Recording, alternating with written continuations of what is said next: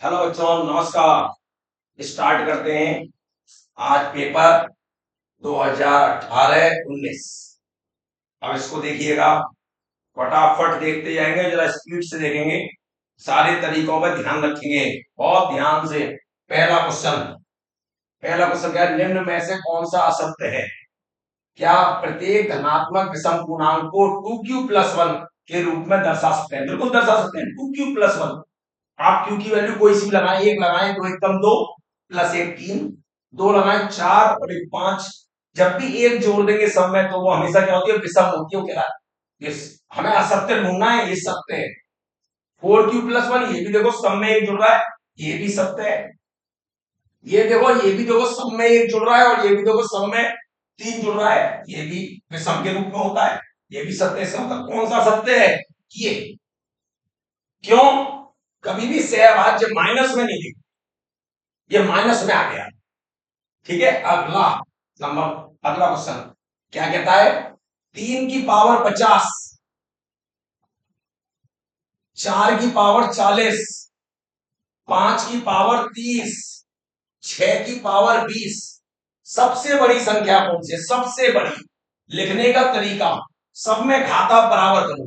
क्या आप इसको ये लिख सकते हो? 3 की घात 5 की घात 10, अरे 10×5 = 85 होता है। इसको 4 की घात 10, इसको 5 की घात कितना लिख लेंगे? 3 की घात 10, और इसको 6 की घात 2 की घात 10। ये कितना हो गया? 3 की घात 5, 3 3 9 3 27 3 81 3 2 43, 243 की पावर 10। 4 की पावर 4 कितना होता है? 256 की पावर 10, 125 की पावर 10 और 36 की पावर 10। अब क्या है? सबसे बड़ा बताओ। सबकी घात तो बराबर है, जो सबसे ज्यादा बड़ी संख्या होगी वो सबसे बड़ा होगा। सबसे बड़ी संख्या कौन सी है? ये वाली। तो इसका मतलब सबसे बड़ा कौन सा हो गया? ये किसकी घात है? 4 की घात 40। तो सबसे बड़ा हो गया 4 की घात 40। ये करने का तरीका हुआ। अगला क्वेश्चन 63/72 कह रहा है ये शांत है, अशांत है, आवर्ती है, अनावर्ती है, क्या है? मैंने आपको सिखा रखा है, सबसे पहले से सिंप्लीफाई करिए। यदि कुछ कट रहा है तो काटिए। 9 7 63, 9 8 72, 7 से 25, 1/, ये 2 की घात 3 और ये 5 की घात 2। और जब 2 और 5 हो घर में, 2 और 5 के अलावा कुछ ना हो, खाली 2 हो, 2 की पावर हो, खाली 5 की पावर हो, या 2 और 5 दोनों हो, हमेशा कैसा होता है? ये शांत। ओके, अगला क्वेश्चन। के किस मान के लिए समांतर रेखाएं हैं? समांतर रेखा क्या नियम होता है? दो रेखाएं समांतर है तो A1/A2 बराबर B1/B2 बराबर C1/C2। A1 की वैल्यू 3/A2 की वैल्यू 2, B1 की वैल्यू 2 की वैल्यू 5 और C1/C2 क्यों ले? क्योंकि जीरो लिखा हुआ, आप लोगे 2/0। अब यहां से बराबर कर लो, क्या आएगा? आप इधर लाओगे, कहोगे माइनस, उससे कोई फर्क नहीं पड़ रहा। गुणा करो 4 के बराबर 15, के बराबर 15/4, समांतर होने के लिए 15/4। अगला क्वेश्चन क्या है? अगला क्वेश्चन कहता है 8% मतदाताओं ने एक चुनाव में अपने मताधिकार का प्रयोग नहीं किया। ठीक है, नहीं किया। चुनाव में केवल 2 उम्मीदवार थे, 2। अब कहता है विजयी उम्मीदवार को कुल मतों का, कुल जितने भी मत है टोटल, ये नहीं थी, उससे मतलब नहीं है, 48% मिले कुल मत विजयी को मत प्राप्त हुए, और अपने प्रतिद्वंदी को 1100 मतों से पराजित कर दिया। आप सुनिएगा कितने मिले? 48%। 48% मिलने और प्रतिद्वंदी को 1100 वोटों से हरा दिया। चुनाव में मतदाताओं की संख्या बताओ। ध्यान देना है आपको, बहुत ध्यान से देखिएगा। कितना था? 48% मत प्राप्त हुए विजयी को। इसका मतलब कुल कितने थे? 100% होते हैं, 48 मिल गए, बचे कितने? 52। मतलब कितने का डिफरेंस आ रहा है? 4% का। 4% का डिफरेंस आया तो मध्य में कितने का है? 1100। अब कुल मत होते कितने? 100%। कुल 100 करने के लिए कितने का गुणा करना पड़ेगा इसमें? 25 का। कितना आ जाएगा? 100% आ गया। जब इधर आपने 25 का करा तो इधर भी 25 का करेंगे। कितना आ जाएगा? 25 जीरो जीरो 25 जीरो जीरो 25 का 5, दो हासिल 25 का 25 और 2 27। कुल कितने वोट आ गए? 27,500। बिल्कुल बात क्लियर है। अगला क्वेश्चन देखेंगे क्या कहता है? A x square plus b x plus c बराबर ए एक्स माइनस बी का होल स्क्वायर। यहां पर इसने गलत लिख दिया है, ए बी और सी में संबंध होगा, सी में। जरा ध्यान दें, a x square plus b x plus c बराबर ए होल स्क्वायर बोलिए। यहां पर x square plus b square minus 2x की अंदर मल्टीप्लाई करिए, a x square plus b x plus c बराबर a x square plus a b square minus 2ax की। इससे ये कैंसिल हो गया। x का गुणांक x के गुणांक के बराबर। x कहां है? ये देखिएगा, ये x का गुणांक कितना है? b। यहां x का गुणांक कितना है? -2ab। और बिना x वाला किसके बराबर है? बिना x वाला c बराबर ए पी स्क्वायर। अब आपको क्या करना है? आपको ए बी सी में चाहिए, पी को भगाना है। आप क्या करो? एक का वर्ग कर दो। एक का वर्ग मतलब बी स्क्वायर बराबर 4a स्क्वायर और पी स्क्वायर। 2 और 3 से c बराबर a और पी नहीं, कितना आ गया? 2 और 3 से बी स्क्वायर बराबर 4a स्क्वायर और पी स्क्वायर का मान कितना है? c अपॉन ए से ए कर गया, पी स्क्वायर बराबर 4ac। आसानी से बिल्कुल ये इसका कौन सा आंसर आ गया? सी। फटाफट अगला क्वेश्चन देखेंगे।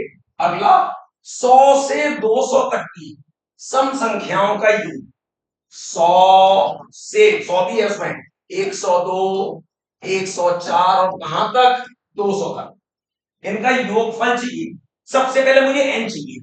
ए एन बराबर होता है a plus n minus 1 into D.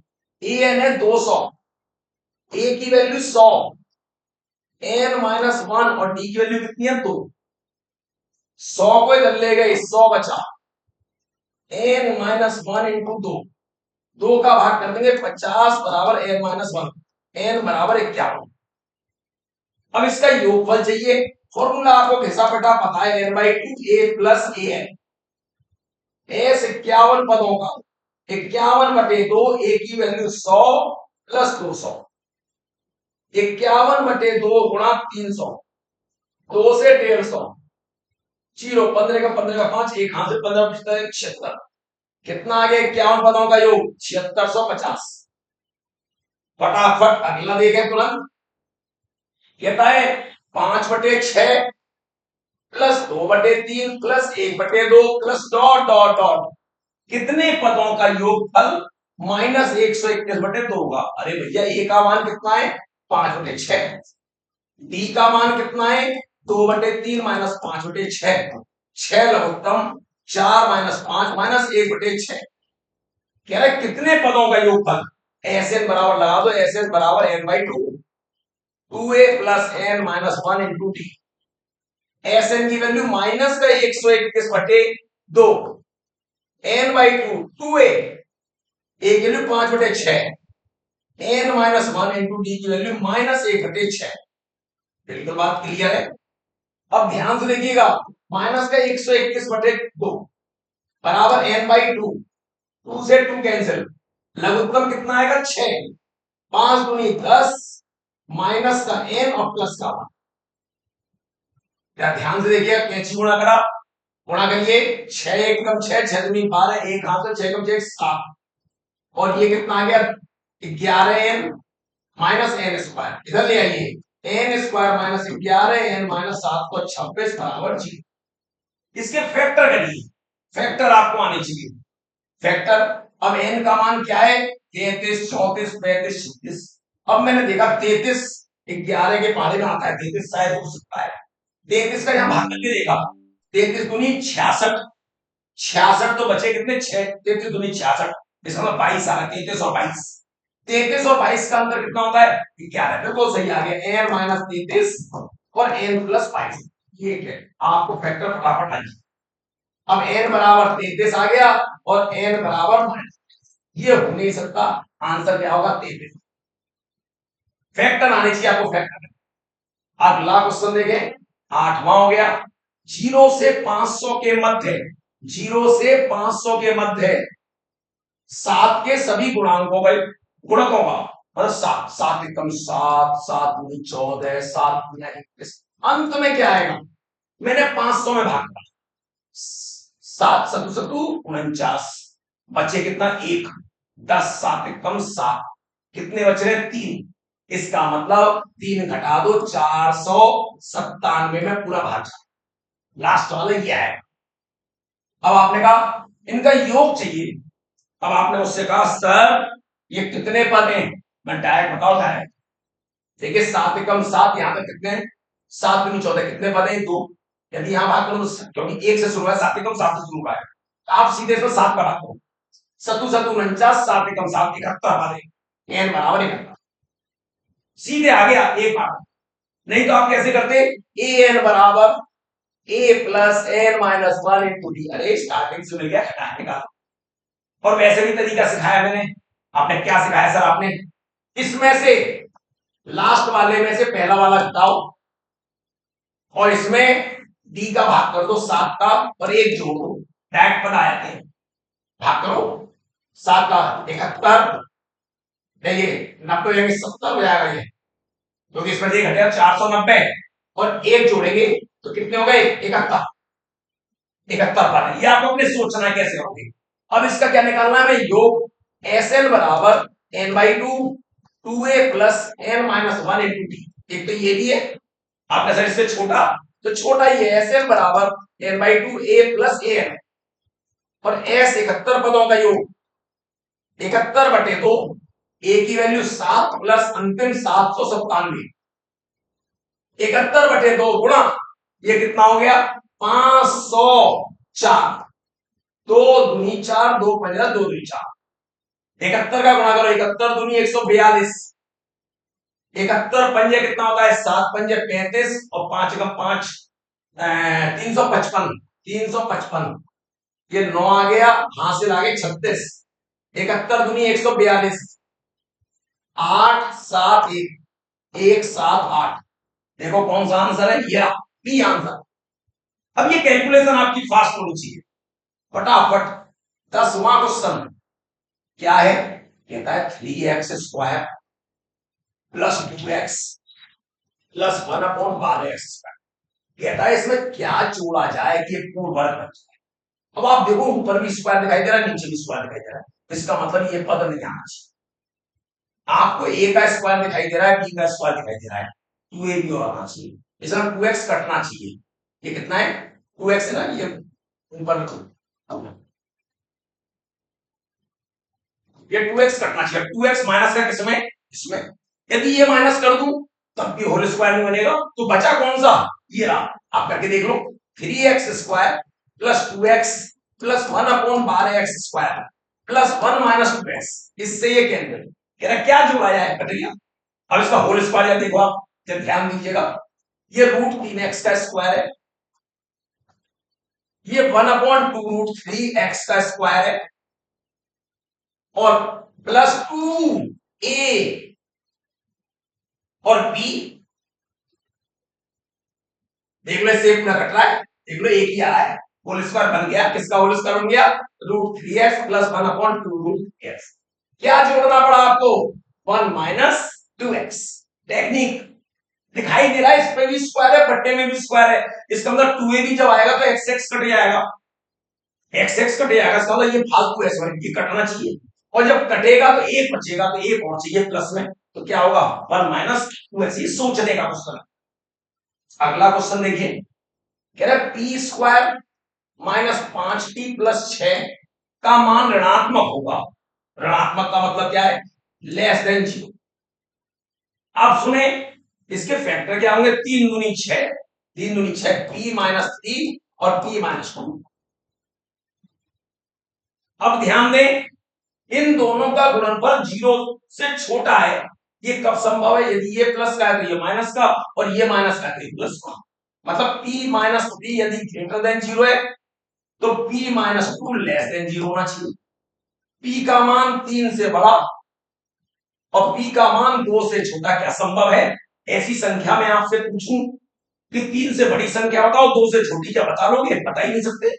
3 से बड़ी आपने 5, तो 2 से छोटी का है वो नहीं है 2 से छोटी, तो ये नहीं हो सकता, ये संभव नहीं है। अब यदि ये 0 से छोटी है तो ये क्या होनी चाहिए? 0 से बड़ी।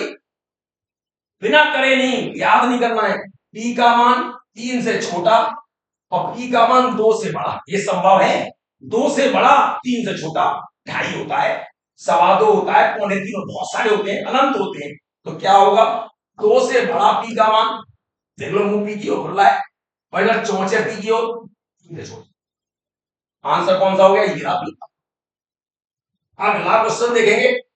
अगला कहता है ये त्रिघात है, ये त्रिघात यहां पर सारी, ये त्रिघात एक शून्य, ऐसे ये देखिए x cube plus a x square plus b x plus c है, इसका एक शून्य 0 है।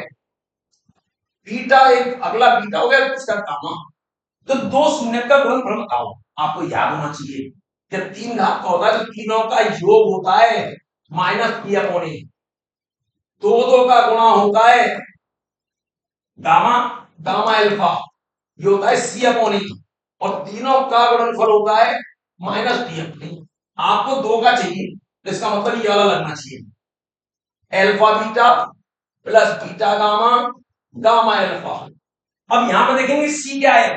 सी ये है, क्योंकि इसके साथ ए होता है, ये डी होता है, ये सी होता है, ये डी होता है, यही इसने कलाकारी करी है। तो यहां पर सी अपॉन ए, सी की वैल्यू कितनी है? पी अपॉन ए की वैल्यू 1। अब अल्फा कितना है? 0, तो ये भी 0 हो जाएगा।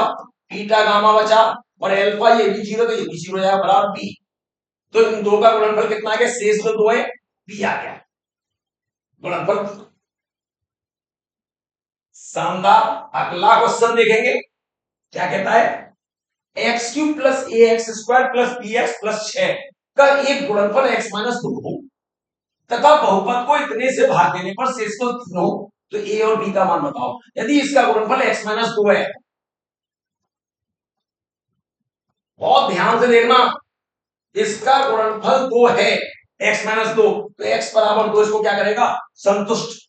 2 का क्यूब ए इंटू 2 का स्क्वायर बी इंटू 2 प्लस 6 बराबर जी। ये कितना आ गया? 8, 4 ए 2 बी प्लस 6 बराबर 0, 4 ए प्लस 2 बी बराबर -14। बिल्कुल बात क्लियर है, एक समीकरण ये आ गया। अब क्या कहता है? x माइनस 3 से भाग देने पर शेषफल कितना बच रहा है? 3। यदि शेषफल 3 बच रहा है तो इसमें से मैं 3 घटा दूं तो शेषफल 0 हो जाएगा। और यदि आप 5 में 2 का भाग करो तो एक शेषफल बचेगा, यदि मैं 1 घटा दूं तो शेषफल 0 बचेगा ना। यही कह रहा है, शेषफल 3 बच रहा है, इसमें से मैंने 3 घटा दिया, प्लस 6 माइनस 3, तो अब शेषफल कितना बचेगा? 3 लगाने पर 0। 3 लगाओ, 3 का क्यूब ए 3 का स्क्वायर बी इंटू 3 प्लस 3 बराबर 0। कितना आ गया? 27, 9 ए 3 बी प्लस 3 बराबर 0। और ये कितना आ गया? 9 ए प्लस 3 बी बराबर -30।